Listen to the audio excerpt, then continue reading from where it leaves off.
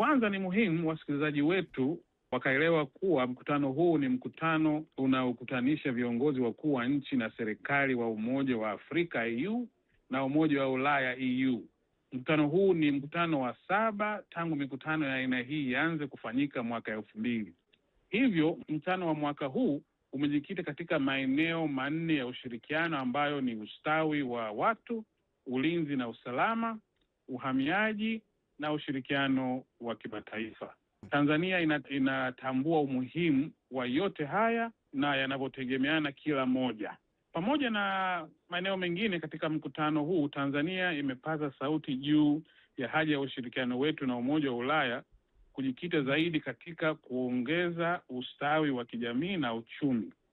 Mwaka huu imetimia miaka 25 tangu jukwaa hili la pamoja kati ya Umoja wa Afrika na Umoja wa Ulaya lilipoanza mwaka 2000, na umeeleza kwa kifupi malengo yake ni kukuza ushirikiano kati ya Umoja wa Ulaya na mataifa ya Afrika. Kwa tathmini tu ya haraka, unadhani malengo hayo yametimia baada ya miaka 25?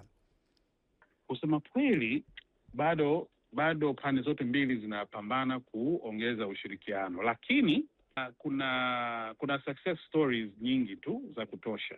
Tumeweza kwa mfano kuwahimiza wenzetu kwamba kuanzia sasa na kwenda mbele tutakuwa tu hatuwauzii malighafi. Tutakuwa tunaongeza thamani ya bidhaa zetu za kilimo, za madini na kadhalika, na hii itasaidia kuhakikisha kwamba tunafaidi lile soko la EU.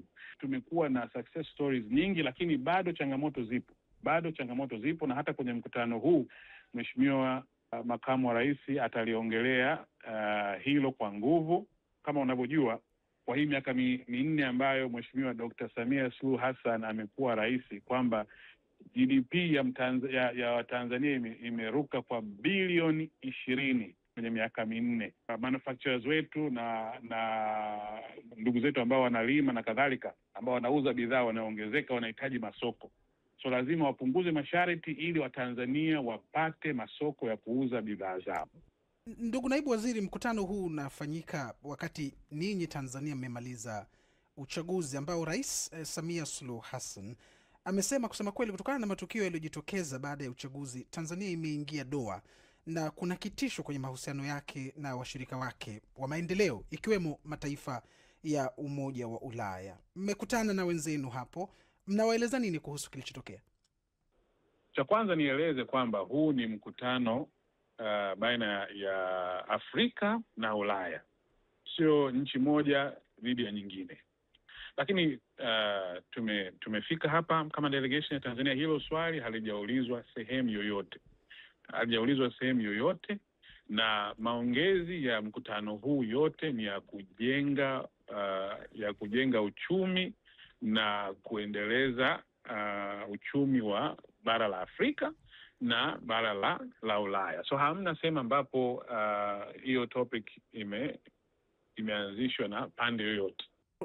Ninauliza hili kwa sababu ya ule ukweli kwamba tayari kuna taarifa zinazoonesha maafisa ndani ya Umoja wa Ulaya wanajadiliana kuikatia msaada Tanzania kutokana na yale yalijitokeza baada ya uchaguzi.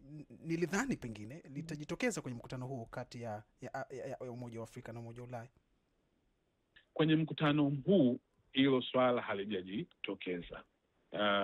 Masuala ambayo yameongelewa kwenye mkutano huu ni masuala ya uchumi na maendeleo kati ya EU na EU.